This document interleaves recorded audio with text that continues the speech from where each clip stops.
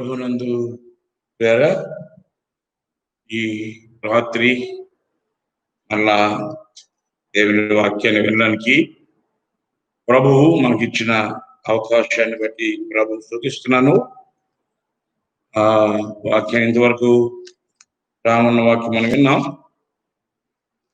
విధేయత లోబడి ఉండుట అనే అంశం మీద ఆ మాటలు హృదయాల్లో మనల్ని హెచ్చరిస్తూ ఉండగా, మనల్ని ప్రేరేపిస్తూ ఉండగా మనము విధేయత కలిగి ఉండాలని, మరి ఎలాగా విధేయత రూల్స్ ఏమిటి, విధేయత కలిగి ఎలాంటి విధేయత మనం చూపాలి, ఎవరికి చూపాలి, విధేయత చూపితే వచ్చే మెప్పు ఏమిటి, విధేయత చూపకపోతే వచ్చే పనిష్మెంట్ కూడా మనం విన్నాం. అవన్నీ మీ హృదయాల్లో ఉన్నాయి, నేను నమ్ముతున్నాను. వాటి గురించి మీరు ఆలోచిస్తూ ఉండగా అవి అలాగే రికార్డ్ చేసి పెట్టుకుని మీ హృదయాల్లో తిరిగి ఈ రాత్రి దానియేలు గ్రంథంలో నుంచి మొదటి అధ్యాయం, దానియేలు గ్రంథం మొదటి అధ్యాయం 3వ వచనం నుంచి 9వ వచనం వరకు నేను చదువుతాను. దయచేసి మీరు గమనించండి. మరి ప్రత్యుత్తర రీతిగా చదవలేదు కనుక నేనే చదువుతాను. మీరు దయచేసి అన్నిగా భావించద్దు. దేవుని వాక్యం ఇంట్లో ఉండి విన్నా, మందిరంలో ఉండి విన్నా, ఒకే భయం, ఒకే భక్తి, ఒకే వినయంతో మనము వింటే అది ఆశీర్వాదకరం. మందిరంలో ఉన్నప్పుడు విధేయతగా, ఇంట్లో ఉన్నప్పుడు విధేయత లేకుండా వద్దు. కాబట్టి దయచేసి మందిరంలో ఉన్నాము అని ఇంట్లో ఉండి మందిరంలో ఉన్నట్టుగా ఎంచుకోండి. నేను ఇప్పుడు మందిరంలో ఉన్నాను, పాస్టర్ గారు వాక్యం చెప్తున్నారు, లేక అన్న వాక్యం చెప్తున్నాడు, లేక మీరు ఎలా అనుకున్నా మీరు ఒకటే మందిరంలో ఉన్నట్టుగా మీరు ఊహించుకుని ఎంచుకొని వాక్యాన్ని చెప్తున్నప్పుడు ఆ భాగాలు తెరచి, లేక ఆ పేజీని టర్న్ చేసి, ఒకవేళ మీకు డైరీ రాసుకున్నారు వాళ్ళు రాసుకుని జాగ్రత్తగా మాటలు దేవుని మాటలుగా భావించి వినాలని, మీ బైబిల్ మీ దగ్గర ఉండాలని ప్రేమతో మనం చూస్తున్నా. మనం యూట్యూబ్ లో లైవ్ ఇస్తున్నప్పటికీ ప్రత్యేకించి ఈ ప్రసంగాలు, ఈ వాక్య భాగాలు 99% మన సంఘ కుటుంబాలకు మాత్రమే అని గ్రహించాలి. చాలా 1-2% మాత్రమే ఇతరులకు, మిగతా 98 or 99% మనకే, 1% మాత్రమే బయట వాళ్ళకి అనేది నేను ప్రేమతో మనం చూస్తున్నాను. దానియేలు గ్రంథం మొదటి అధ్యాయం 3వ వచనం నుంచి 9 దాకా. రాజు అష్పెనజు అన్న తన నపుంసకుల అధిపతిని పిలిపించి అతనికి ఈలాగు ఆజ్ఞాపించెను. ఇశ్రాయేలీయుల రాజవంశములలో ముఖ్యులై లోపము లేని సౌందర్యమును, సకల విద్య ప్రవీణతయు, జ్ఞానమును కలిగి తత్వ జ్ఞానము తెలిసిన వారై రాజు నగరునందు నిలువదగిన కొందరు బాడులను రప్పించి కల్దీయుల విద్యను భాషను వారికి నేర్పుము. మరియు రాజు తాను భుజించు ఆహారములో నుండి, తాను పానము చేయు ద్రాక్షారసముల నుండి అనుదిన భాగము వారికి నియమించి 3 సంవత్సరములు వారిని పోషించి పిమ్మట వారిని తన ఎదుట నిలవబెట్టినట్లు ఆజ్ఞ ఇచ్చెను. యూదులలో నుండి దానియేలు, హనన్య, మిషాయేలు, అజర్యా అనువారు వీరిలో ఉండిరి. నపుంసకుల అధిపతి దానియేలునకు బెల్తెషాజరు అనియు, హనన్యాకు షడ్రక్ అనియు, మిషాయేలునకు మెషాక్ అనియు, అజర్యాకు అబేద్నెగో అనియు పేర్లు పెట్టెను. రాజు భుజించు భోజనమును, పానము చేయు ద్రాక్షారసమును పుచ్చుకొని తన్ను అపవిత్రపరచుకొనకూడదని దానియేలు ఉద్దేశించి తాను అపవిత్రుడు కాకుండునట్లు వాటిని పుచ్చుకొనకుండా సెలవిమ్మని నపుంసకుల అధిపతిని వేడుకొనగా, దేవుడు నపుంసకుల అధిపతి దృష్టికి దానియేలునకు కృపా కటాక్షమునంద అనుగ్రహించను కనుక నపుంసకుల అధిపతి దానియేలుతో ఇట్లు అనెను. దేవుడు చదవబడిన ఈ లేఖన భాగాన్ని మన కొరకై దీవించి ఆశీర్వదించినట్లుగా చిన్న ప్రార్థన చేసుకుందాం. మమ్మలను అతి విస్తారంగా ప్రేమిస్తున్న మా ప్రియ పరలోకపు తండ్రి, మీ ఘనమైన నామమునకు మాత్రమే అనంత మహిమ ఘనత ప్రభావాలు కలుగును కాక. ప్రభా, మీ వాక్య వర్షం మరి మా చిన్న సంఘానికి సమృద్ధిగా మీరు కురిపిస్తున్నందుకు వందనాలు. మరి ప్రియులు రామనను బలపరిచి మొదటి పేతురు రాసిన మొదటి పత్రిక 2వ అధ్యాయంలో నుంచి విధేయత లోబడుట అనే అంశం మీద పలు విధములుగా మాతో మాట్లాడుతూ వచ్చిన విధానానికై కృతజ్ఞతాస్తుతులు స్తోత్రములు చెల్లిస్తున్నాము. విన్న మాటలు మా హృదయాల్లో పనిచేస్తుండగా తిరిగి మరలా దానియేలు గ్రంథంలో నుంచి కూడా మీ మాటలు వినడానికి మీరు ఇచ్చిన మరో తరుణాన్ని బట్టి మిమ్మల్ని స్తుతిస్తున్నాను. మీ పక్షంగా నిలబడుతున్న నేను ఒట్టువాడును, బలహీనుడును, నిష్ప్రయోజకును కనుక సంపూర్ణంగా మీ సిలువ చాటున దాచి కేవలం మీ బుర్రగా మాత్రమే వినియోగించి అవసరమైన సంగతులతో ఆదుకొనుమునైనా పరిశుద్ధాత్మ దేవ, మీ యొక్క అన్యోన్య సహవాస సంచారము మా మధ్య దండిగా మెండుగా ఉండనిచ్చినందుకు మీకు స్తోత్రం. మాతో ఎల్లప్పుడూ మీరు ఉన్నందుకు కృతజ్ఞతాస్తుతులు స్తోత్రములు చెల్లిస్తూ ముందున్న సమయాన్ని మీ చేతులకు అప్పగిస్తూ ఈ కొద్ది విన్నపములు మా ప్రాణప్రియుడు రక్షకుడు ప్రభు అయిన యేసు నామంలో దీనుడనై దీనులమై అతి వినయంగా బ్రతిమలాడి అడిగి వేడుకుంటూ ఉన్నాను ప్రభువా, ఆమేన్. ప్రభు నందు ప్రియరా, మనం చదువుకున్న ఈ వచ్చిన భాగాల ద్వారా ప్రభువు మనతో మాట్లాడే సంగతులు మనము జాగ్రత్తగా విందాం. మరోసారి గుర్తు చేస్తున్నా, మనం అనేక సార్లు జ్ఞాపకము చేసుకున్నట్టు మన దేవుడు మాట్లాడే దేవుడు. ఇంతదాకా విన్నాం, చాలా సంగతులు మనం విన్నాం. మరి విన్న సంగతులలో నిజంగా మనం పాటిస్తున్నాం అనే ప్రశ్న కూడా మనం వేసుకుంటే మంచిది. ఎన్నో ప్రసంగాలు మన దగ్గర ఉంటాయి, ఎన్నో ప్రసంగాలు మనం విన్నాం. మరి విన్న వాక్యం ప్రకారం మనం జీవించేది కూడా ప్రాక్టీస్ చేయాలి. ఈ రోజుల్లో మనము వినేది ప్రాక్టీస్ చేశాం, మంచిది, చాలా మీకు ధన్యవాదాలు నేను తెలియజేస్తున్నాను. మీరంతా ఆ వాక్యాలు వినేవారుగా ఉన్నందుకు. మరి రెండవదిగా మీరు ప్రాక్టీస్ చేయాల్సింది, ఏ వాక్యాన్ని అయితే మీరు వింటున్నారో దానిని మీ వ్యక్తిగత కుటుంబ సంఘ జీవితంలో అన్వయించుకోవాలి. అది కూడా మనం ప్రాక్టీస్ చేస్తే అది మనకు వీలవుతుంది. అది కూడా మనం ప్రాక్టీస్ చేయగలిగితే అది కూడా పాసిబుల్ అవుతుంది. దేవునికి సమస్తము సాధ్యం అన్నట్టు ఆయన పిల్లలకు ఆయన ద్వారా సమస్తము సాధ్యం. ఓకే, ప్రభు మనతో ఉన్నాడు. ఈ రోజుల్లో ప్రభు మనతో మాట్లాడుతున్న అంశం, పరిశుద్ధాత్మ దేవుడు ఎల్లప్పుడూ మనతోనే ఉండటానికి ఆయన పంపినాడు.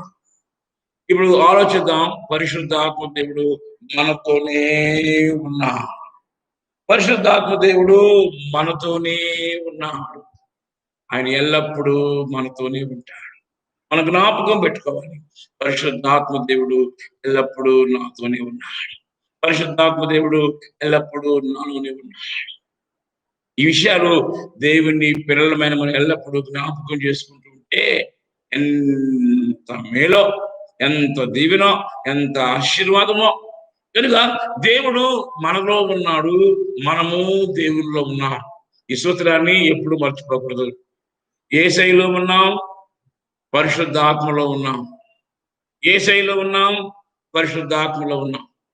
యేసయ్యలోనే కాదు, పరిశుద్ధాత్మలో కూడా మనం ఉన్నాం అనేది ఉదయకాలం మనం ధ్యానం చేస్తాం. పరిశుద్ధాత్మలో మనము ఉన్నాము అన్న విషయాన్ని చాలాసార్లు మనం మర్చిపోతా ఉంటాం. ఇంకొకరికై గుర్తుపెట్టుకోండి, గత 2 పాఠాల్లో విశ్వాసి లేక విశ్వాసిగా నటించే వాళ్ళు ఎందుకు చెడిపోతారు లేక పడిపోతారు, శోధనలో పడిపోతారో మనం జ్ఞాపకం చేసుకున్నాం. కొన్ని కారణాలు కూడా చూశాం. అయితే ఇప్పుడు ఈరోజు పడిపోకుండా ఉండడానికి మనం తీసుకోవలసిన జాగ్రత్తలు ఏమిటో కొన్నిటిని మనం చూద్దాం. నేను మరోసారి గుర్తు చేస్తున్నా, విశ్వాసి ఒకవేళ జారి పడిపోయినా తిరిగి లేస్తాడు. దేవుని వాక్యం చెప్తుంది, నీతిమంతుడు 7 సార్లు పడినను తిరిగి లేచును అనుంది. అంటే అతడు నీతిమంతుడు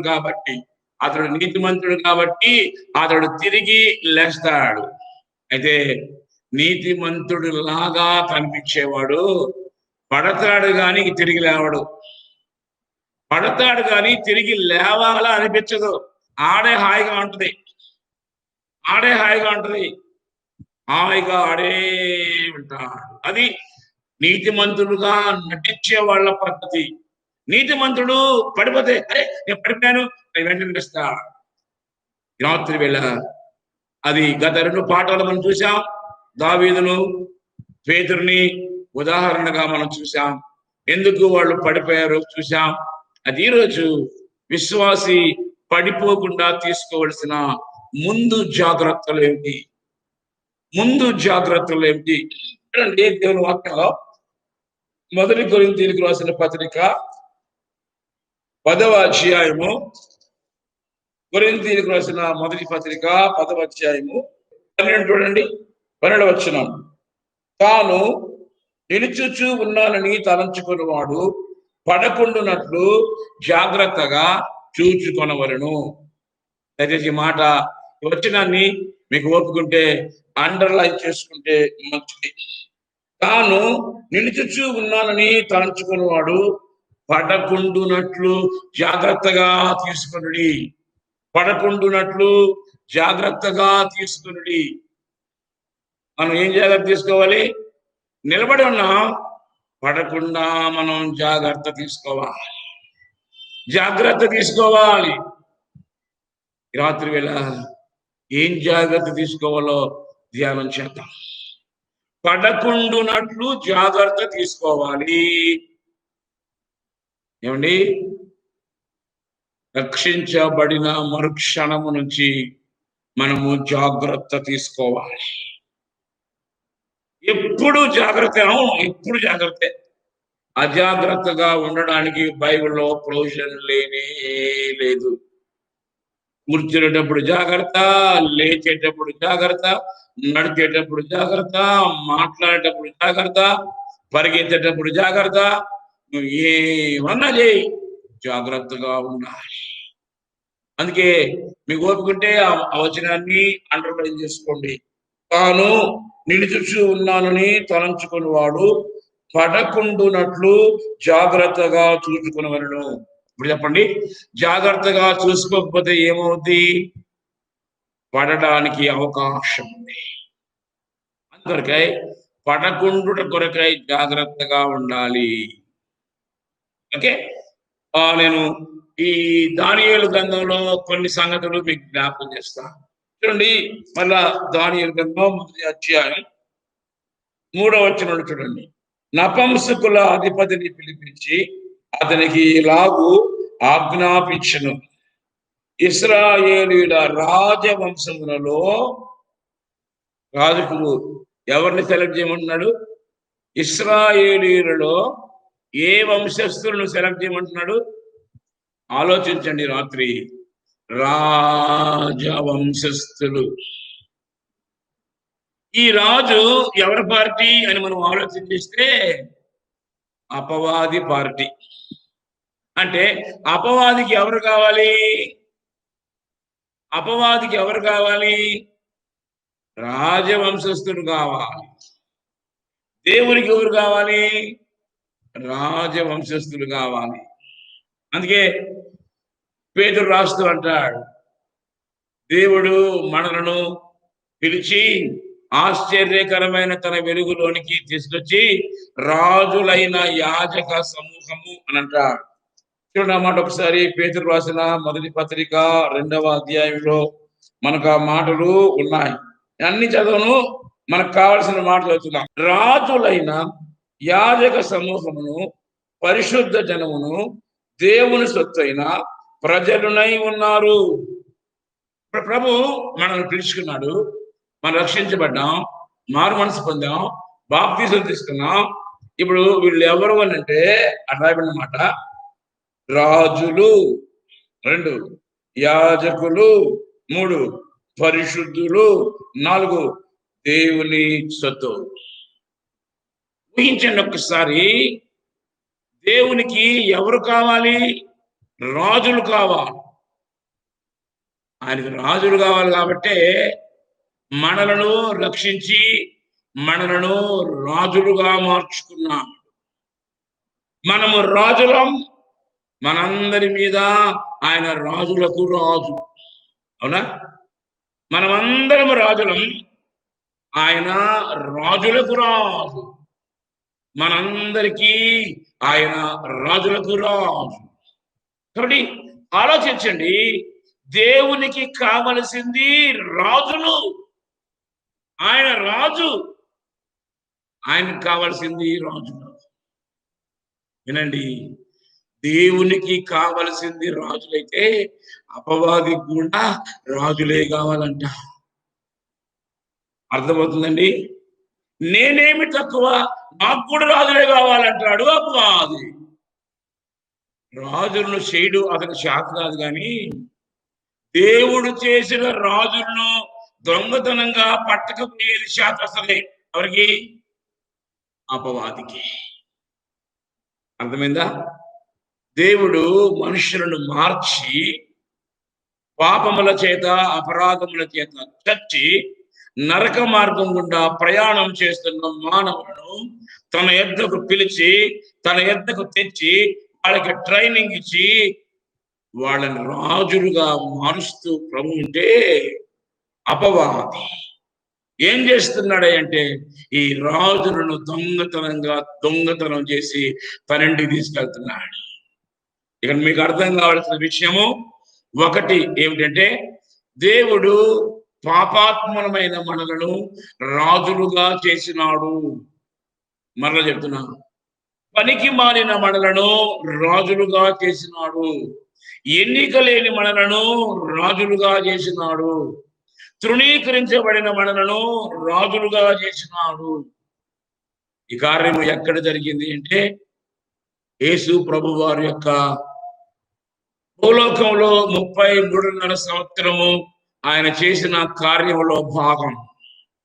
ఎందుకు దేవుడు భూలోకంలో 33.5 years ఉన్నాడు అనంటే, నిన్ను నన్ను మనందరినీ రాజులుగా మార్చడానికి. రాజులుగా మార్చే పనిని 33.5 సంవత్సరం ఆయన చేసిన భాష అర్థం చేసుకోండి. నిన్ను నన్ను మనందరినీ రాజులుగా మార్చడానికి దేవుడు భూలోకములో 33.5 years ఉండడానికి ప్రణాళిక ఏర్పాటు చేసిన. ఏమండి, మన దేశంలో పంచవర్ష ప్రణాళిక అంటాం. 5 సంవత్సరాలు ఆ ప్రణాళికలో ఆ పనులన్నీ చేసి దేశాన్ని అభివృద్ధి పరచడానికి ప్లాన్స్ వేస్తుంది గవర్నమెంట్.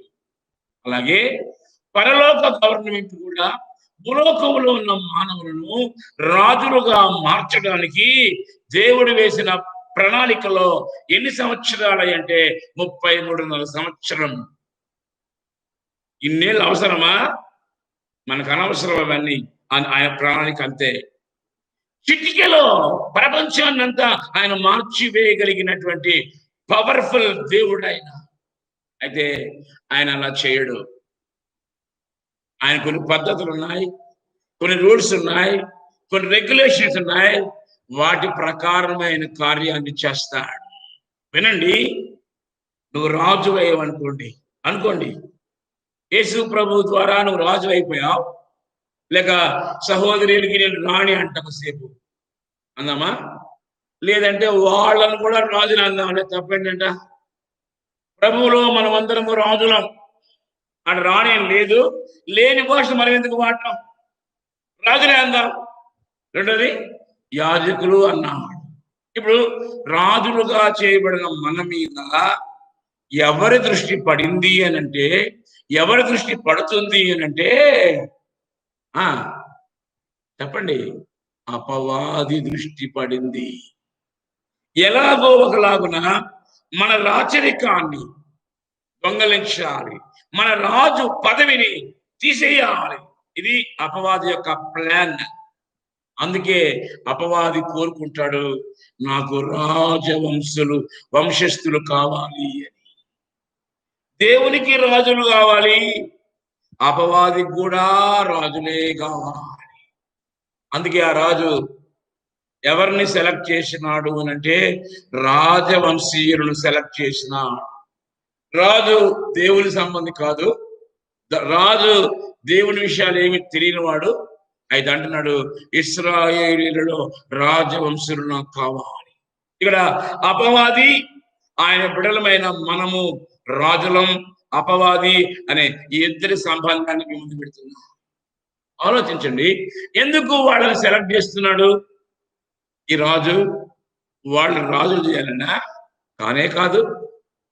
ఈ రాజవంశస్థులను తన దేశంలో బానిసలుగా పని చేయించడానికి సెలక్షన్ ఏమో రాజులనే సెలెక్ట్ చేసినాడు. అయితే వాటి ఏం చేపిస్తాడు? బానిస బ్రతుకు బతికించడానికి. అపవాది ఆలోచన అంతా అలాగే ఉంటుంది. రాజులుగా ప్రభు చేత చేయబడ్డ మనం ఇక్కడ ఆలోచించేయండి. రాత్రి యేసు ప్రభువుల వారు యోహాను సువార్త 1వ అధ్యాయం 12వ వచనాన్ని మనం గమనిస్తే, యోహాను సువార్త 1వ అధ్యాయం 12వ వచనం చదివే. యోహాను సువార్త 1వ అధ్యాయము 12వ వచనం. తన్ను ఎందరు అంగీకరించారో వారికి అందరికీ, ఏమండి, తన్ను ఎందరు అంగీకరించారో వారికి అందరికీ, అనగా తన నామమునందు విశ్వాసం ఉంచిన వారికి దేవుని పిల్లలు అగుటకు అధికారమిచ్చను, అధికారము అనుగ్రహించను. నేనంటాను, విశ్వాసం ఉంచిన వారికి అందరికీ మీరు చెప్తారు, రాజులుగా ఉండుటకు ఆయన అధికారం ఇచ్చను. యేసయ్య అధికారం ఇచ్చినాడు మనకు. దేనికి? రాజులుగా ఉండాలని. మనము రాజులమండి. We are all Kings. కిరీటం లేదు కదా అని అంటారేమో. ఆ కిరీటం కనపడదులే మీకు. అది ఎవరికి కనిపిస్తుంది? ఆత్మీయులకే కనిపిస్తుంది. ఆత్మ లేని వారికి కిరీటం కనపడదు. శరీర సంబంధులకు, లోకస్తులకు అసలే కనపడదు. రాత్రి నేను ప్రేమతో మనం చేస్తున్న, మనము దేవుని చేత, దేవుని పిల్లలుగా అధికారము అనుగ్రహం కలిగిన వారు మాత్రమే కాదు, ఇవాళ గుర్తుపెట్టుకోండి, మనము రాజులం. దేవుడు మనలను రాజులుగా చేసిన ప్రభువే చెప్పాడు కదండి. ఆ 5 తలాంతులు తీసుకున్న వ్యక్తి వ్యాపారం చేసి మరి 5 తలాంతులు సంపాదించినప్పుడు యజమానుడు వచ్చాడు, బడా నమ్మకమైన మంచి దాసుడా, ఈ కొంచెములో నమ్మకంగా నువ్వు ఉన్నావు గనక అనేకమైన వాటి మీద నువ్వు, అనేక పట్టణాల మీద నువ్వు అధికారం కలిగి ఉండమని చెప్పా. అంటే పరిపాలించే అధికారం ఎవరికి ఉంటుంది? రాజుకే. అంటే ప్రభు ఆయన పిల్లలుగా అధికారం మాత్రమే కాకుండా రాజులుగా మనలను చేసిన, రాజ్య అధికారం మనకిచ్చిన. ఎంత ప్రేమ అండి ఆయనకి. 2వ మాట నుండి అదే పేతురు రాసిన పత్రికలో రాజులతో పాటు యాజకులు అన్నాడు. యాజకులుగా మనలను చేసిన. ఏమండి, పాత నిబంధనలో మనం చూస్తే యాజకులు లేవి వంశస్థులు మాత్రమే యాజకులు ధర్మం చేయాలి. మిగతా వంశస్థులు ఏం మాకు శాత కదా అని అన్నందుకు దేవుని కోపం వచ్చి వాళ్ళందరినీ కాల్చి వేసినట్లుగా లేఖనాల్లో మనం చూస్తున్నాం. అది ఈ రోజుల్లో ఉన్న మనం అందరం, అంటే నా భాష, రక్షించబడిన మనమందరం, ప్రభు పిల్లలుగా అధికారము కలిగిన మనమందరం యాజకులమే. ప్రభు శిలువ కార్యము ద్వారా, శిలువలో ఆయన వ్రేలాడి ఆయన దేహంలో ఉన్న రక్తమంతా కార్చి రెండు చేతులలో భయంకరమైన పెద్ద పెద్ద మేకులు బిగించబడడానికి ఇష్టపడి, రెండు కాళ్ళు ఒకటిగా చేర్చి పెద్ద మేకుతో బిగించబడడానికి ఇష్టపడి, పక్కలో బల్లెపు పోటు పొడిపించుకోవడానికి ఇష్టపడి, నీ కోసం నా కోసం ఆయన చేసిన కార్యము ఏమిటి అంటే, మనకు వచ్చిన లాభం ఏమిటంటే, ఆయన యందు కేవలం విశ్వాసం ఉంచటము ద్వారా దేవుని పిల్లలుగా అధికారం మనకు అనుగ్రహించబడింది. రెండవది, రాజులుగా మనకు అధికారము అనుగ్రహించబడింది. మూడవది, యాజకులుగా మనకు అధికారము దొరికింది. ఈరోజు రక్షించబడిన ఎవరైనా సరే ఆరాధన ఆరాధన యాజక ధర్మం అంటే, యాజకుడు ఆ రోజుల్లో ఏం చేసేవాడంటే, ప్రజలకు దేవునికి మధ్య ప్రార్థన చేసేవాడు. ప్రజల సంగతులు తీసుకెళ్లి దేవునికి చెప్పేవాడు. యాజకుడే ఆ పని చేసేవాడు. బలిపీఠం మీద బలి పశువును అర్పించాలంటే యాజకుడే ఆ పని చేయాలి. ఇప్పుడు ఇప్పుడు మనమే యాజకులం. బలి పశువు మనమే. మనలను మనమే సజీవ యాగముగా దేవునికి సమర్పించుకొని యాజక ధర్మంతో ప్రభువుకు మనము ఆరాధన చేయొచ్చు. మనమందరము యాజకులము అని గుర్తుపెట్టుకోండి. ప్రభు మూడవదిగా మనలను యాజకులుగా చేసినాడు. నాలుగవ చూడండి, పరిశుద్ధ జనము. శిలువ కార్యానికి ముందు లేక శిలువ దగ్గరికి మనం రాకముందు మనము పరిశుద్ధులము కాము. శిలువ కార్యాన్ని మనం చూడకముందు, శిలువలో వేలాడుతున్న యేసయ్య వైపు చూడకముందు మనము అపవిత్రులం, మనము పాపులం, మనము నీచులం, మనము అసహ్యులం, మనము శత్రువులం అని లేఖనాల్లో మనం చదువుతా ఉన్నాం. అయితే శిలువలో వేలాడుతున్న యేసయ్య వైపు చూడగానే మనలో ఉన్న పాపం అంతా పోయింది, మనలో ఉన్న అపవిత్రత అంతా పోయింది, మనలో ఉన్న అపరాధాలన్నీ పోయినాయి. ఏమైనా పరిశుద్ధులమైన శిలువ కార్యము ద్వారా మనము పరిశుద్ధపరచబడిన, శిలువలో యేసయ్య కార్చిన అమూల్య ప్రశస్త రక్తం మనలను పరిశుద్ధపరచింది. చూడండి, మరొకసారి మొదటి యోహాను రాసిన పత్రిక మొదటి అధ్యాయము మొదటి అధ్యాయము 7వ వచనం చూడండి.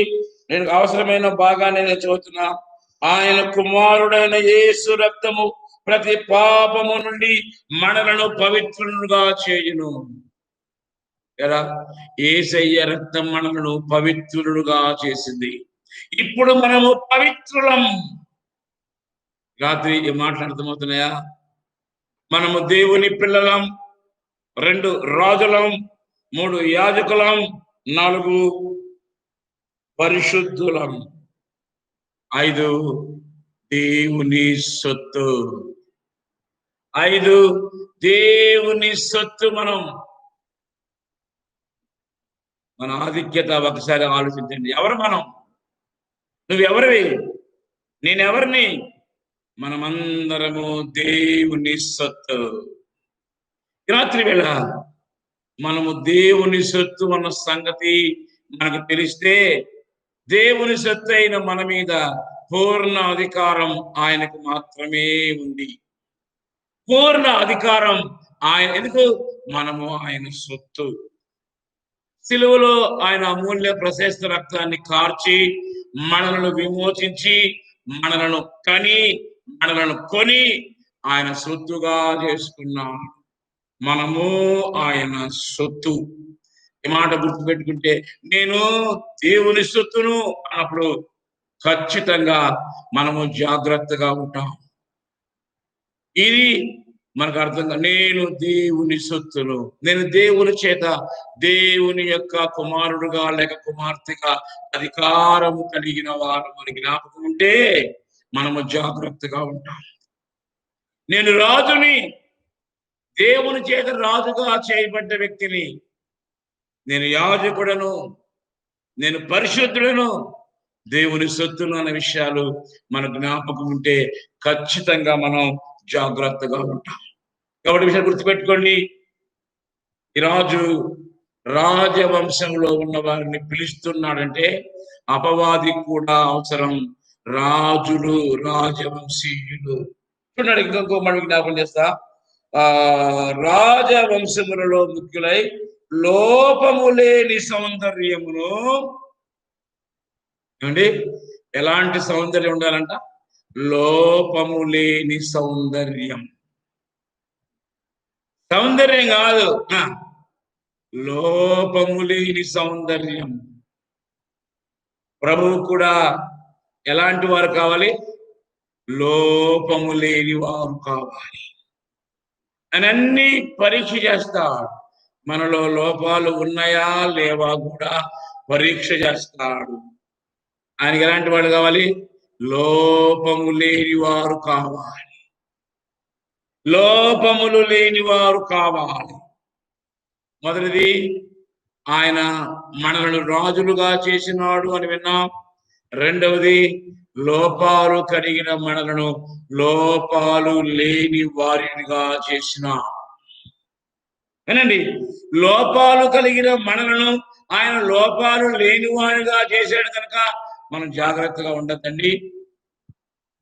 ఆయన మనలను లోపము లేని వారుగా చేసినాడు కనుక మనము జాగ్రత్తగా ఉండాలి. ఆయనకి ఎవరు కావాలి? లోపము లేని వారు కావాలి. ఆయనకు కావాల్సింది లోపాలు కలిగిన వారు కాదు. ఈ రాత్రి ఈ మాట గుర్తుపెట్టుకోండి. నేను ఈ ప్రశ్న వేస్తున్నా, మనం ఇవాళ లోపాలు కలిగిన వారుగా ఉన్నామా? లోపాలు లేని వారుగా ఉన్నామా? లోపాలు కలిగిన వారుగా ఉన్నామా? లోపాలు లేని వారుగా ఉన్నామా? ఆలోచించండి. ప్రభు కోరుకుంటున్నాడు లోపాలు లేని వారిని. ఆయనే చేసినాడు మనలను, లోపము కలిగిన మనలను లోపము లేని వారుగా చేసినాడు. దాన్ని మనం కాపాడుకోవాలి.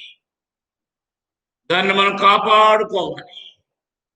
ఈ రాత్రి నేను ప్రేమతో మనం చేస్తున్నా, విశ్వాసమైన మనం, ప్రభువు చేత ఈ ఆధిక్యతలన్నీ పొందుకున్న మనం జాగ్రత్తగా ఉండాలి అనేది నేను ప్రేమతో నేను మీ ముందు పెడుతూ ఉంటున్నా. వినండి, ఇక్కడ దానియేలు గురించి మనం చూస్తున్నప్పుడు దానియేలు ఎలాగా పడిపోకుండా శోధనలో చిక్కుకోకుండా ఏమేమి జాగ్రత్తలు తీసుకున్నాడో ఆ కోణంలో నేను మీకు కొన్ని విషయాలు జ్ఞాపకం చేయాలని ఆశపడతా ఉన్నాను. మొదటిది, లోపము లేని వాడుగా ఉండడానికి ప్లాన్ చేసుకున్నాడు. రాత్రి లోపము లేని వారుగా మనం ఉండడానికి ప్లాన్ చేసుకుంటే ఖచ్చితంగా మనము జారిపోము, పడిపోము. అయితే చూడండి, కొన్ని మాటలు జ్ఞాపకం చేస్తా. కీర్తనల గ్రంథం 24వ అధ్యాయం 4వ వచనం. కీర్తనలు 24వ అధ్యాయము 4వ వచనం.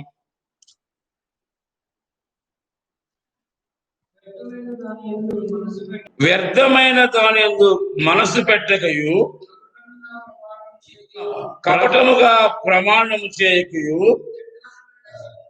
నిర్దోషమైన చేతులను,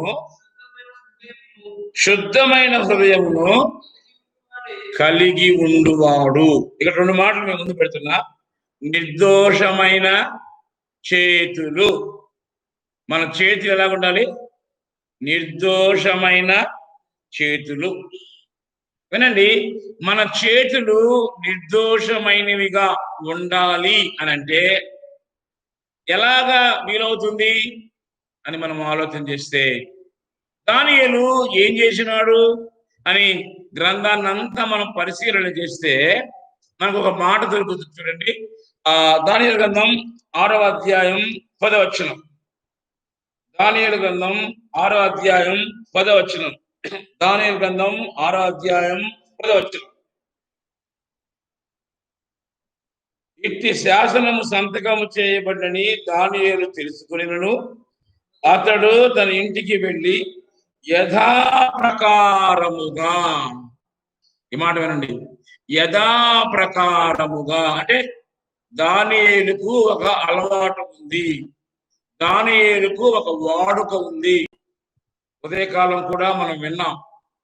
ప్రభు కపెర్నహూములో తన పరిచర్య ముగించుకొని తన సొంత గ్రామమైన నజరేతుకు వెళ్ళి వాడుక చొప్పున సమాజ మందిరంలో వాక్యాన్ని వెళ్ళాడు అని ఉంది. ప్రభువు కూడా వాడుకుంది. ప్రభువుకే వాడుకుంటే మరి మనకు వాడుకుంటుందా? ఆలోచించండి. ప్రభు వాడుక కలిగిన వ్యక్తిగా ఈ లోకంలో జీవిస్తే మనము కూడా వాడుక కలిగి ఉండద్దా? దానియేలు వాడుక కలిగి ఉన్నాడు. ప్రతిరోజు అతని వాడుక ఏంది? ఈరోజు మనం ఆలోచిద్దాం. మన వాడుక ఏంది? నిద్రలయంగానే బ్రష్ తీసుకుంటాం, పేస్ట్ చేసుకుంటాం, పళ్ళు రుద్దుతాం. ఇది వాడుక కదా? కదండి? ఇది మన రెగ్యులర్ గా ప్రతిరోజు వాడుకగా చేసే పని కాదంటారా? ఎవ్రీ డే %, 100% ప్రతి వ్యక్తి వాడుక చొప్పున బ్రష్ తీసుకుంటాడు, పేస్ట్ చేసుకుంటాడు, పళ్ళు తోముతాడు. ఇది శరీరానికి అవసరమైన వాడుక. ఇక ఆత్మకు సంబంధమైన వాడుక నిద్రలయంగానే ప్రభు పాదాల దగ్గర మోకరిల్లి ప్రార్థించడం, ఇది ఆత్మ సంబంధమైన వాడుక. ప్రార్థన అయిన తర్వాత లేఖనాలు చదవడానికి బైబిల్ తీసుకోవాలి చేతికి, ఇది 2వ వాడుక కదా.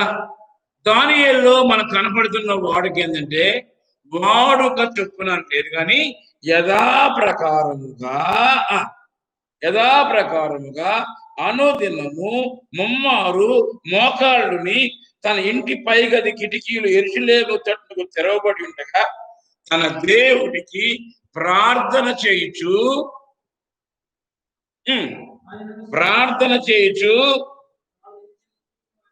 ఆయనను స్తుతించుచు వచ్చెను కదా. ఆలోచించండి. మన గృహాలకి, మన ఇంటికి కాంపౌండ్ వాల్ ఉంటుంది. ఈవెన్ అపార్ట్మెంట్ ఉంటే కూడా అపార్ట్మెంట్ చుట్టూ కాంపౌండ్ వాల్ ఉంటుంది. ఇంటికి కాంపౌండ్ వాల్ ఉంటుంది. ఎందుకండి కాంపౌండ్ వాల్ ఎందుకు అంటే వేరే జంతువులు కానీ విష పురుగులు కానీ లోపలికి రాకుండా ఉండడానికి. అంతేనండి.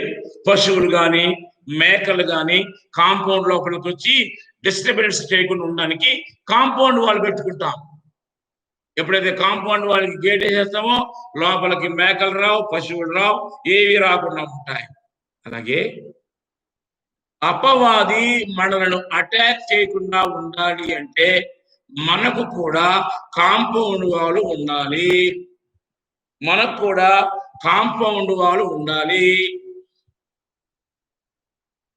ఫస్ట్ కాంపౌండ్ వాల్, మొదటి కాంపౌండ్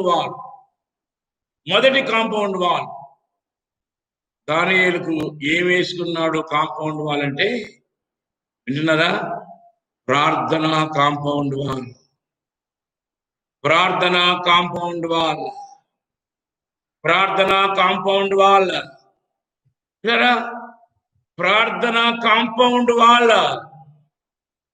నీ చుట్టూ ప్రార్థన అనే కాంపౌండ్ వాల్ ఉంటే ఈ కాంపౌండ్ దాటి లోపలికి శత్రువు రాలేడు, రాజారుడు నిన్ను అటాక్ చేయడానికి. ప్రియ సోదరి, ప్రియ సోదరుడా, నీ జీవితంలో, నా జీవితంలో ప్రార్థన అనే కాంపౌండ్ వాల్ ఉందా? ప్రభు మనతో మాట్లాడుతున్న మాట ఏంటంటే మనము పడిపోకుండా, శోధనలో చిక్కుకోకుండా ఉండాలి అని అంటే మన దగ్గర మనకు కాంపౌండ్ వాల్ ప్రార్థనగా ఉండాలి. ప్రార్థనా కాంపౌండ్ వాల్ ఇది.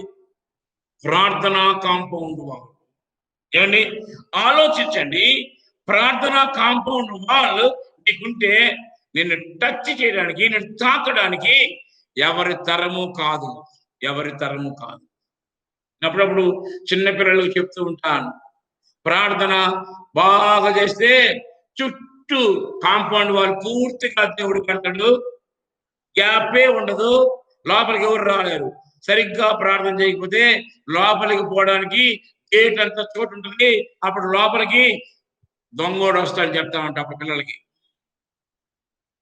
సరి అయిన ప్రార్థన ప్రాకారంగా మనకున్నప్పుడు ఎక్కడ గ్యాపే ఉండదు అపవాది రావడానికి.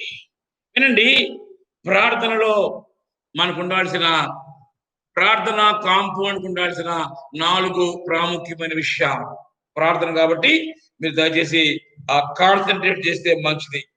ఈ ప్రార్థన అనగానే ఈ కాంపౌండ్ వాళ్ళకి 4 ప్రాముఖ్యమైన పునాదులు ఉండాలి. 4ట్లో మొదటిది స్తుతి. ఈ కాంపౌండ్ వాళ్ళు నీ చుట్టూ కట్టబడాలి అని అంటే, ఈ కాంపౌండ్ నీ చుట్టూ కట్టబడాలి అంటే నంబర్ 1 నీ ప్రార్థనలో స్తుతి ఉండాలి. ప్రభువును మనము స్తుతించాలి, ప్రభువును మనము కొనియాడాలి, ప్రభువును మనం హెచ్చించాలి, ప్రభువును మనము మరలా ఆ మాట రిపీట్ చేస్తున్నా. ప్రార్థన గంటలు గంటలు చేస్తాము కానీ గంట సేపు నువ్వు ప్రార్థన చేస్తే ఎంతసేపు స్తుతిస్తావు? గంట సేపు నేను ప్రార్థన చేస్తే ఎంతసేపు నేను ప్రభువుని స్తుతిస్తాను? నేను 4 భాగాలు అన్నప్పుడు కనీసం 15 నిమిషాలు నా ప్రభువుని స్తుతించాలి. నా భాష అర్థం చేసుకోండి. కాంపౌండ్ వాలు నిర్మాణానికి మొదటి భాగం ప్రైజ్, స్తుతి. మొదటి భాగంలో దేవుణ్ణి మనము స్తుతించాలి.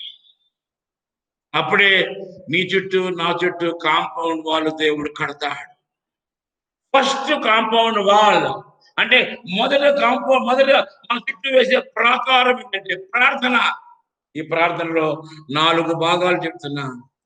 మొదటిది ప్రభువును స్తుతించు, ప్రైజ్.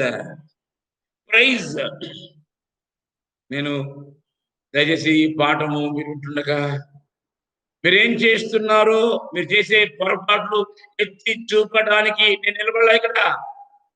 ఎట్లా చేయాలో దాన్ని నేర్పడానికి నిలబడ్డా నేను. మనం అందరము ఏదో ఒక పొరపాటు చేస్తాం. అయితే ఆ పొరపాట్లు ఎత్తి చూపాలనేది నా ఉద్దేశం కాదు. ఏమి చేయాలో మనం నేర్చుకుంటే ఆటోమేటిక్ గా ఆ పొరపాట్లు డిస్అపియర్ అయిపోతాయి, కనపడకుండా వెళ్ళిపోతాయి. ఒకటి, ప్రభువును మనం స్తుతించాలి.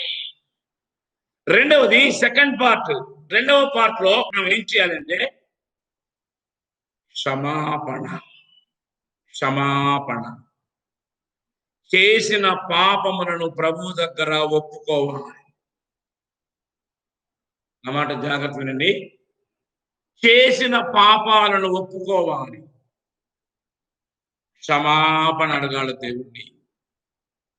ప్రార్థన అన్నప్పుడల్లా నువ్వు ఎప్పుడు ప్రార్థన చేసే సరే ఆ సమయానికి నువ్వు చేసిన పాపాలు ఏముండయో వాటన్నిటిని చెక్ చేసుకుని వెంటనే ప్రభా ఈ పాపం చేశాను నేను, ఈ పాపం దొరికింది ఈరోజు, ఈ పాపం దొరికింది పొద్దున్నే, ఈ పాపం దొరికింది మధ్యాహ్నంలోకి, క్షమించమని అడగాలి. పాపపు ఒప్పుకోలు. రెండవది, ఈ ప్రార్థనా ప్రాకారం మనకు ఉండాలంటే మనము ప్రార్థన రెండవ భాగంలో పాపాన్ని ఒప్పుకోవాలి. అర్థం చేసుకోండి, ప్రభువు దగ్గర మన పాపాలు ఒప్పుకోవాలి. అదే సమయంలో ఒకవేళ మనం చేసిన పాపం మనుషులకు వ్యతిరేకంగా అయితే మనుషుల దగ్గర కూడా ఒప్పుకోవాలి. ఈ మాట చెప్తే చాలా మందికి బాధ వేస్తుంది. అదేందన్నా ఎట్ట ఒప్పుకోవాలా? దేవుడి దగ్గర అంటే సైకిల్ ఒప్పుకుంటే కానీ అప్పుడు ఎట్ట ఒప్పుకోవాలా? లేఖనాలు అలా చెప్తున్నాయి, దేవుని వాక్యం అలా చెప్తుంది. దేవుని దగ్గర మాత్రమే క్షమాపణ పొందితే కాదు, మనుషుల దగ్గర కూడా నువ్వు క్షమాపణ పొందాలి. మత్తయి సువార్తలో ప్రభు ఆ మాట చెప్పినాడు. యాకోబు రాసిన పత్రికలో కూడా ఆ మాటలు మనకు దొరుకుతాయి. యాకోబు రాసిన పత్రిక 5వ అధ్యాయము 16వ వచనం, మీ పాపములను ఒకనితో ఒకడు ఒప్పుకొనుడి. ఏమండి, ఆరాధనలో చేస్తాం మనం, నేను ఇట్లా నేను పురుగుని లేక పాపిని దుర్మార్గులను దూషకుడను, హింసకుడను. దేవుని దగ్గర చెప్పడం కాదు, మనిషి దగ్గర నువ్వు ఏ మిస్టేక్ చేసినావో ఆ మిస్టేక్ చేసిన వ్యక్తి దగ్గరికి వెళ్ళి, అయ్యా నేను ఈ మిస్టేక్ చేసినాను, నీ ఎడల తప్పిదం చేశాను, క్షమించు అని అడగాలి. అర్థమైందా? ఏముందండి అక్కడ? మీ పాపములను ఒకరితో ఒకడు ఒప్పుకొనుడి. ఈ కార్యం గనక మనం చేయగలిగితే దేవుడు మన జీవితాల్లో వండర్స్ చేస్తాడు. ఆమె దగ్గరికి పోయి ఒప్పుకొని నేను ఇంట్లో ఒప్పుకుంటా. ఇంట్లో ఒప్పుకుంటే ఆమెకి ఎట్లా తెలుస్తుంది? ఇంట్లో నువ్వు ఒప్పుకున్న సంగతి ఆమెకి ఎలా తెలుస్తుందండి? ఇంట్లో నువ్వు ఒప్పుకున్న సంగతి అతనికి ఎలా తెలుస్తుంది? నువ్వు ఇంట్లో ఒప్పుకున్న సంగతి అతనికి ఎలా తెలుస్తుంది? అతని దగ్గరికి వెళ్ళి ఇలాగా పొరపాటు జరిగింది, క్షమించు అని అడిగితే అప్పుడు అతనికి అర్థమవుతుంది నువ్వు క్షమిస్తున్నట్టు. ఏమండి, ఇక ప్రభువే చెప్పినాడు, నువ్వు ప్రార్థన చేయనప్పుడల్లా నీకు విరోధంగా ఉన్న వారిని క్షమించి అని ఉంది. అది పట్టుకొని మనోళ్ళు ప్రభు చెప్పాడు కదా ప్రార్థించమన్నప్పుడే ఒప్పుకోమని, ప్రార్థించినప్పుడే ఒప్పుకుంటారు. యాకోబు రాసిన వాక్యం సంగతి ఏంటి? ఇది మనకు కదా? ఈ వాక్యాలు మనకు కదా? ఆలోచించండి.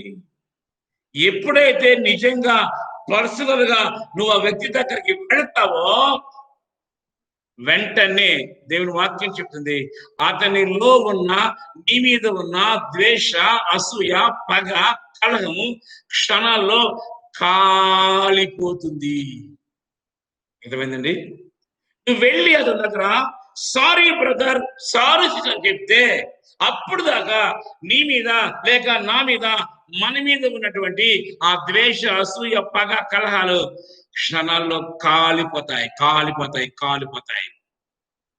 ఇంట్లోనే కనుక నువ్వు ఉండి ఆ పని చేస్తే కాలిపోవడం కాదు, అవి కాస్త కొమ్మలు పెట్టుకుని పెద్ద వృక్షాలు అయిపోయి తర్వాత పెరగదమన్నా కూడా రావు.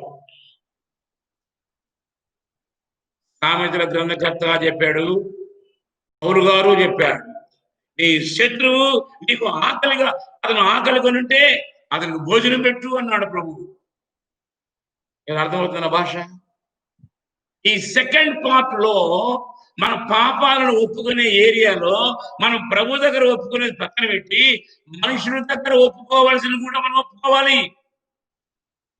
నా అనుభవంలో నేను ఇప్పుడు చెప్పగలను, అయితే ఇప్పుడు సమయం లేదు మనకు, తర్వాత మీకు మందిరంలో చెప్తాను. బయట ఇంట్లో ఒప్పుకోవడం కాదు, డైరెక్ట్ గా దగ్గరికి వెళ్ళి ఒప్పుకుంటే ఎలా ఉంటుందో వండర్స్ చూస్తారు మీ జీవితంలో. వండర్స్. చూడండి, ఒక మాట నేను జ్ఞాపకం చేసే దాడి రోమపత్రిక చూడండి 20 వచనం, 12-20. నీ శత్రువు ఆకలి కొని ఉంటే అతనికి భోజనము పెట్టుము. ఏమండి, నీ శత్రువుకు ఆకలిగా ఉందని చెప్పి ఇంట్లో చేరి అన్నం వండి నువ్వు తింటే అతనికి ఆకలి తిరుగుతా? అయ్యా, శత్రువు కోసం వండే అన్నం అని చెప్పి నువ్వే తినేస్తే అతనికి ఆకలి పడతా? ఏం చేయాలి? నీ శత్రువు ఆకలిగా ఉన్నాడని తెలిస్తే అన్నం వండుకొని క్యారేజ్ కట్టుకొని తీసుకెళ్ళి అతనికి తినరా బాబా చెప్పు. ఎవరికి? శత్రువుకి. ఇవాళ విచిత్రం ఏంటంటే మన స్నేహితులకు క్యారియర్ కట్టిస్తాం తినరా బాబు అని. స్నేహితులు అంటారు క్యారియర్ ఇస్తాం తినండక్క అని. మన స్నేహితులకు ఇవ్వవద్దు అని చెప్పడం, ఇవ్వండి. అలాగే వారితో పాటు శత్రువులు కూడా క్యారియర్లు పంపండి. వింటున్నారన్నమాట? వినపడ్డా కదా? వినపడం, అట్లాంటి మాట వినపడవచ్చు. అట్లాంటి మాటలు శివులు వెంటనే ఆఫ్ అయిపోతాయి. My dear brother and sister, శత్రువు ఆకలి కొని ఉంటే అన్నం పెట్టే అలవాటు నీకుందా?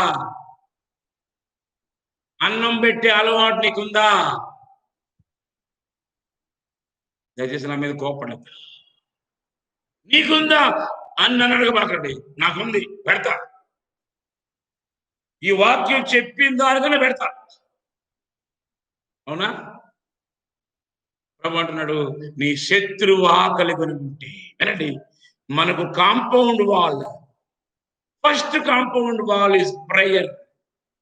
ఈ కాంపౌండ్ వాల్ మన చుట్టూ ఉండాలంటే మనం ప్రార్థించాలి. మొదటి స్తుతి, రెండోది ఆ పాపములను ఒకరితో ఒకరు ఒప్పుకోవాలి. ఎట్లాగో చెప్తున్నా, శత్రువు ఆకలిగా ఉంటే అన్నం పెట్టు, దాహంగా ఉంటే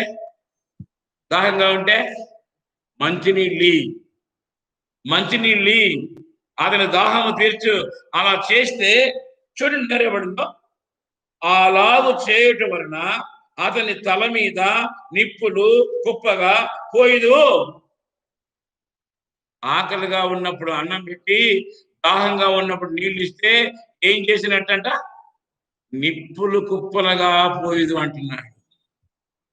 మనకి ఎంత ఆనందమో! దేవుడు మనం పెట్టిన అన్నాన్ని, మనం ఇచ్చే నీళ్ళని నిప్పులుగా మార్చేసి వాడు తల మీద పోసి వాడిని కాల్చేస్తాడు అనుకుంటాం. ఆయన కాల్చేది వాడిని కాదు, ఆయన కాల్చేది ఆమెను కాదు, ఆయన కాల్చేది అతన్ని కాదు. అతనిలో ఉన్న నీ మీద ద్వేషాన్ని, అతనిలో నీ మీద ఉన్న కోపాన్ని, అతనిలో నీ మీద ఉన్న లేనిపోని తత్వాన్నంతా నువ్వు అన్నం పెట్టినప్పుడు, నీళ్ళు ఇచ్చినప్పుడు ఆ నీళ్లు అన్నం ఏం చేస్తాయంటే అతనిలో ఉన్న నీ మీద యాంటీ అంతా కాలిపోతుంది, బూడిదైపోతుంది. అర్థమైందండి? ఎప్పుడైతే నువ్వు అతని దగ్గరికి వెళ్ళి, అన్న తప్పైపోయింది, పొరపాటుగా నేను ఆ మాట అన్నాను ఏదో అనుకుందాం అనంగానే అవతల వ్యక్తి ఎంతటి వాడైనా ఏమవుతాడు? వెంటనే ఐస్ అయిపోతాడు, కూల్ అయిపోతాడు, ఆరిపోతాడు, కాలిపోతాడు. ఉన్నవన్నీ అప్పుడు దాకా పెద్దది అతను కనపడితే ఇన్ని రాసుకోవాలి అంటాం. అతను కనపడాలా? వందనాలు చెప్పను, ఇంటికి వస్తే టీలో, ఇంటికి వస్తే నీళ్ళు ఇన్ని రాసుకొని ఉంటావు. ఎప్పుడైతే ఆ వ్యక్తి దగ్గరికి వెళ్తావో అవన్నీ కూడా ఏమవుతాయి? కొట్టివేయబడతాయి, కాలిపోతాయి. ప్రభు పిల్లలు పాటించాల్సిన పద్ధతి ఈ రాత్రి నేర్చుకుందాం. ఈ పద్ధతిలో మన ప్రభు దగ్గర క్షమాపణ అడిగితే, రెండవ పార్ట్ ప్రార్థనలో క్షమాపణ. ప్రభా, పలానా సహోదరుడు, పలానా సహోదరి, లేక పలానా ఏరియాలో, పలానా వీధిలో, పలానా సమయంలో ఇలాగా మిస్టేక్ జరిగింది, నన్ను క్షమించు నాయన అని అడిగితే ఆయన క్షమిస్తా. పాత నిబంధనలో దేవుని పిల్లలు జాము సేపు తమ పాపాలు ఒప్పుకున్నట్టుగా లేఖనాల్లో మనం చూస్తాం. నెహెమ్యా కాలంలో ఇశ్రాయేలీయులు సహోదరులు, లేక పురుషులు, స్త్రీలు, పిల్లలు నిలబడుకొని మరి జాము సేపు తమ పాపాలు ఒప్పుకున్నట్లుగా లేఖనాల్లో రాయబడింది అన్నమాట. ఈ ప్రార్థన కాంపౌండ్ మన చుట్టూ వేయబడాలంటే, మన చుట్టూ కాంపౌండ్ ఉండాలంటే మనం మొదటిగా ప్రభుని స్తుతించాలి, రెండవదిగా ప్రభువు దగ్గర క్షమాపణ అడగాలి. మూడవ పార్ట్ ప్రార్థనలో, మూడవ పార్ట్ ఏమిటి అంటే, మూడవ పార్ట్ ఏంటంటే గతంలో అంతవరకు చేసినటువంటి ప్రతి కార్యానికి, ఆయన చేసినటువంటి అద్భుతాలకి, ఆయన ఇచ్చిన కాపుతలకు, ఆయన ఇచ్చిన భద్రతకు, ఆయన ఇచ్చిన క్షేమానికి, ఆయన ఇచ్చిన ప్రతి మేలుకు ఆయనకి కృతజ్ఞతాస్తుతులు చెల్లించాలి. నిద్రలేయంగానే బయలుదేరాం, జారు పడబోయిన పడలా, ప్రభా పడకుండా తప్పించావు నాయన, నీకు స్తోత్రం, నీకు థ్యాంక్స్ ప్రభా చెప్పాలండి. కారులో జోరుగా పెడతా ఉన్నాం, అడ్డొచ్చింది, కుక్క ఎస్కేప్ అయిపోయింది, తగల్లా, మన బండి కూడా ఏం కాల, ప్రభా తప్పించినావు, నీకు స్తోత్రం. ఈ రీతిగా నిద్ర లేచింది మొదలుకు నిద్రపోయేంత వరకు మనం చూస్తే దేవుడు ఎన్నో మేలు చేసి ఉంటాడు. ఇక మనం ప్రార్థన చేస్తా ఉన్నాం, కరోనా వచ్చిన వాళ్ళందరూ పాజిటివ్ నుంచి నెగిటివ్ చేస్తున్నారు, డిశ్చార్జ్ వస్తున్నారు. వాళ్ళందరి కోసం వాళ్ళు ఆరోగ్యంగా ఉండాలని ఎంత ఆశతో మనం ప్రార్థన చేస్తామో, వాళ్ళు స్వస్థత పొందుకున్న తర్వాత కూడా ప్రభువా నా ప్రార్థన ఆలకించి ఈ సహోదరికి, ఈ సహోదరునికి స్వస్థత ఇచ్చినందుకు నీకు స్తోత్రములు ప్రభువా అని గంతులు వేసుకుంటూ ప్రభువును స్తుతించాలి. ఇది మూడవ పార్ట్ లో థ్యాంక్స్ గివింగ్. అర్థమవుతుందా? యేసుక్రీస్తు ప్రభు వారు 10 మంది కుష్ఠరోగులను బాగు చేస్తే 10 మంది వచ్చారు ప్రభుకి, ప్రభువా మేము కుష్ఠరోగులం మమ్మల్ని బాగు చేయాలంటే ప్రభు అన్నాడు, మీరు వెళ్ళండి ప్రధాన యాజకునికి మీ శరీరాలు చూపించుకోండి అని చెప్పి ప్రభు పంపిస్తే వాళ్ళు వెళుతూ ఉండగానే దారిలోనే ఇంకా యాజకునికి చూపుకోకముందే వాళ్ళ దేహం అంతా బాగైపోయింది, శుద్ధులైపోయినారు. మంచి పసిబిడ్డ లాంటి దేహం వచ్చేసింది వాళ్ళకి. 9 మంది చూసుకున్నారు, అరే భలే బాగైపోయినా, వెళ్ళిపోయి మా పొలంలో పని చేసుకుని పొలంలో నారు నాటి బాగా పొలం పని చేసుకుని మంచిగా ఉంటా అని వెళ్ళిపోయాడు. ఇక 9 మంది గురించి చెప్పుకుంటూ పోతే ఎన్ని చెప్పుకోవచ్చు. ఇన్ని రోజులు నన్ను ఎవరు బజార్లో అంగడి పెట్టలేదురా, ఇప్పుడు బాగా అయిపోయిందిగా, నేను అంగడి పెడతా ఏడా బాగా అయిపోయింది కదా, ఊర్లోకి వెళ్ళి అంగడి పెడతాను, ఆడ అంగడి పెట్టుకెళ్ళిపోయాడు. మూడోడు అంటున్నాడు, ఇన్ని రోజులు నన్ను ఎవరు పెళ్లి చేసుకోలేదురా, నేను వెళ్ళి ఇప్పుడు పెళ్లి చేసుకుంటా. బాగు చేసిన ప్రభు ఇంత గొప్ప మేలు చేస్తే ఏం చేసినారంటే 9 మంది 9 రకాలుగా ఆలోచించి 9 దారులున్నా వెళ్ళిపోయారు. అయితే ఒకే ఒక వ్యక్తి అతని దేహాన్ని చూసుకున్నాడు, పసిబిడ్డలాగా అయిపోయినాడు అతను. తన దేహం పసిబిడ్డ లాంటి దేహం లాగా అయిపోయింది. ఇక అంతే, వాళ్ళ వైపు చూడలా, నేరుగా ప్రభువు ఎక్కడ పరిగెత్తుతున్నాడు, ప్రభా ప్రభా ప్రభా. నిజంగా ఆ సీన్ మనం చూసింటే చాలా బాగుంటది. పరిగెత్తుకుంటున్నాడు, కేకలు పెడతాడు, థ్యాంక్స్ థ్యాంక్స్. మా ఇంగ్లీష్ అయితే థ్యాంక్స్ థ్యాంక్స్, తెలుగులో అయితే స్తోత్రం స్తోత్రం అంటూ వచ్చాడేమో. ఏమండి, ఇక వేరే భాష అసలుకి అంత గొప్ప కార్యాన్ని ప్రభు తన జీవితంలో చేసిన ప్రభు అన్నాడు, బాబు 10 మంది శుద్ధులు ఎరుగుతారా, ఆ 9 ఎక్కడ? వినండి, ఈ వచ్చిన వ్యక్తిలో 3వ పార్ట్ థ్యాంక్స్ గివింగ్ ఉంది. వెళ్ళిన 9 మందిలో ఏం లేదు, 3వ పార్ట్ అయినా థ్యాంక్స్ గివింగ్ లేదు. దయచేసి ఆలోచించండి రాత్రి. ప్రార్థనా ప్రాకారానికి కాంపౌండ్ వాలుగా నీ చుట్టూ నా చుట్టూ మనము పడిపోకుండా ఉండడానికి ప్రార్థనా కాంపౌండ్ మనమే కట్టుకోవాలి. ఎవరో వచ్చి కట్టరు, మనమే కట్టుకోవాలి. మన చుట్టూ ప్రాకార కాంపౌండ్. 1 ప్రభువును స్తుతించాలి, 2 పాప క్షమాపణ పొందాలి, 3 దేవుడు చేసిన మేలుకు కృతజ్ఞత కలిగి జీవించాలి, కృతజ్ఞతలు ప్రభువుకు చెల్లించాలి. 4వది 4th పార్ట్ లో మనకున్న అవసరతలు ఏమిటో అక్కడ అడగాలి. మనం నీకేం కావాలో నాకేం కావాలో అక్కడ అడగాలి. ప్రభా ఫలానా సహోదరుడికి పాజిటివ్ వచ్చింది, తొందరగా నెగటివ్ రావాలి. ఏ పార్ట్ ఇది? లాస్ట్ పార్ట్ లో అడగాలి. ఈ 3 పార్ట్లు సరిగ్గా ఉంటే ఈ 4వ పార్ట్ మనకు అవసరంగా ఉన్నవి, అక్కరగా ఉన్నవి ఆటోమేటిక్ గా ప్రభు మనకి ఇస్తాడు. మొదట స్తుతి లేదు, క్షమాపణ లేదు, చేసిన మేలు కృతజ్ఞత చెప్పలేదు. వినండి, 4వదిగా నాకు ఫలానా కావాల ప్రభు అంటే ఇస్తాడంటారా? అదయ్యే పని కాదు. నేను నెగిటివ్ గా మాట్లాడడం లేదు. మన చుట్టూ ప్రాకారం ఉండాలంటే ఈ 4 ప్రాముఖ్యంగా మన ప్రార్థనలో ఉండాలి. చూడండి, ఒక చిన్న టేబుల్ తీసుకోండి, ఒక చిన్న చైర్ తీసుకోండి. ఎన్ని కాళ్ళు ఉంటాయండి? చైర్కి ఎన్ని కాళ్ళు ఉంటాయా? 4 ఉంటాయి. 4 కాళ్ళు సక్రమంగా ఉంటేనే దాంట్లో మనం కూర్చోగలం.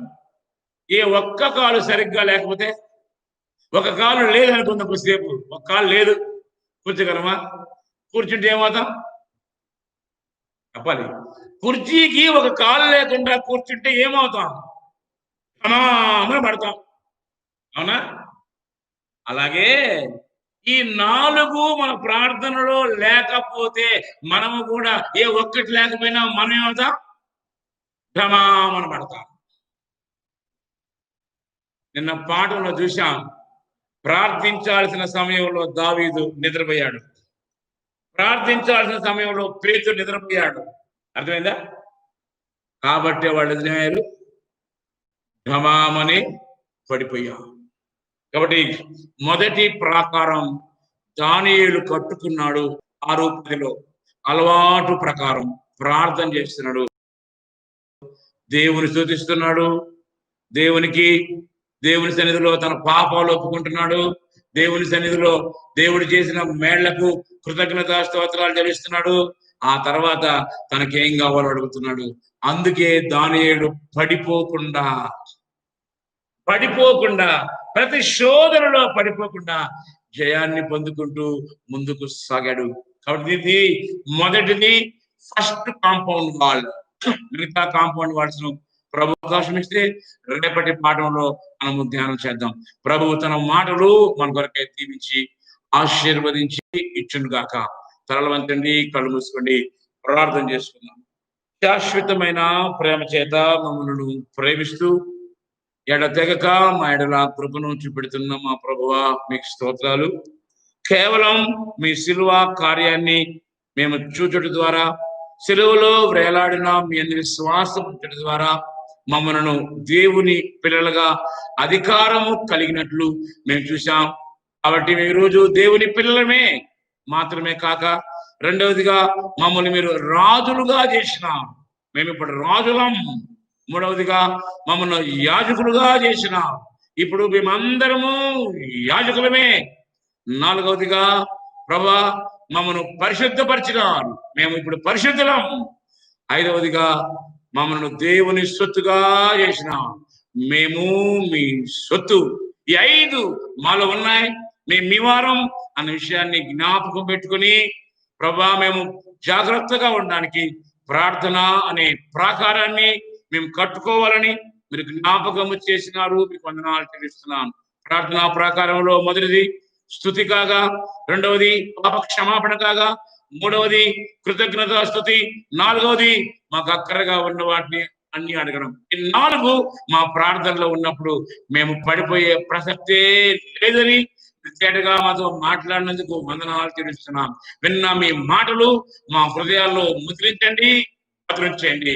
మరియమ్మలాగా తలపోసుకొని మరింత ఆత్మీయంగా ఎదుగుతూ ప్రభు జాగ్రత్తగా ఉండే కృప మా అందరికీ ప్రసాదించమని ఈ కొద్ది విన్నపములు మా ప్రాణప్రియుడు రక్షకుడు ప్రభు అయిన యేసు క్రీస్తు వారి అతి శ్రేష్టమైన నామంలో దీనులమై అతివినయంగా బ్రతిమలాడి అడిగి వేడుకుంటూ ఉన్నాము ప్రభువా, ఆమేన్.